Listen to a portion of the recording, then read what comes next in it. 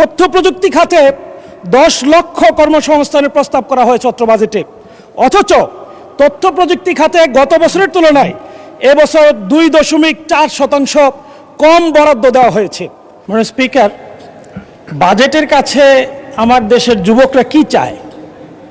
যে যুবক গত আন্দোলনে বিয়ে শাদী না করে অপেক্ষা করেছিল সুসময় আসবে, তার চাকরি হবে, সে বিয়ে করবে, সে অপেক্ষায় ছিল এই বাজেটের মধ্য দিয়ে তার জন্য কর্মসংস্থান হবে।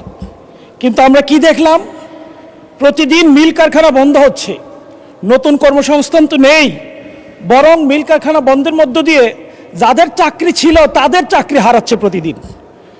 মাননীয় স্পিকার, হামিম গ্রুপের মালিক এই বাজেট পেশের পরের দিন সাংবাদিক সম্মেলন করে বলেছেন যে প্রতিদিন কর্মসংস্থান কমছে, কারখানা বন্ধ হচ্ছে। তিনি তার নিজের প্রতিষ্ঠান থেকে 10,000 কর্মী ছাঁটাই করার ঘোষণা দিয়েছেন। মাননীয় স্পিকার, তথ্য প্রযুক্তি খাতে 10 লক্ষ কর্মসংস্থানের প্রস্তাব করা হয়েছে অত্র বাজেটে, অথচ তথ্য প্রযুক্তি খাতে গত বছরের তুলনায় এবছর 2.4% কম বরাদ্দ দেওয়া হয়েছে। মাননীয় স্পিকার, বরাদ্দ কমিয়ে কর্মসংস্থান বাড়াবেন, এটা আসলে স্ববিরোধিতা, অবাস্তব। আসলে বাজেট যেরকম অবাস্তব, ভিতরগত অবস্থাটাও অনেকটা অবাস্তব। মাননীয় স্পিকার, এই বাজেটের কাছে একজন কৃষক কি চায়? তার জন্য বরাদ্দ রাখা হবে।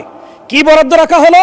কৃষি ভর্তুকিতে গত বছর বরাদ্দ ছিল 2.2%, তা থেকে কমিয়ে এবার করা হয়েছে 1.8%। এডিবিতে কৃষি খাতে বরাদ্দ ছিল 8.96%, এবছর করা হয়েছে 6.21%। কৃষি খাতে উন্নয়নের জন্য স্থানীয় সরকার এবং পল্লী উন্নয়নে গত বছর বরাদ্দ ছিল 5.9%, এবার করা হয়েছে 4.6%। সেই কৃষক এই বাজেটকে কিভাবে দেখে?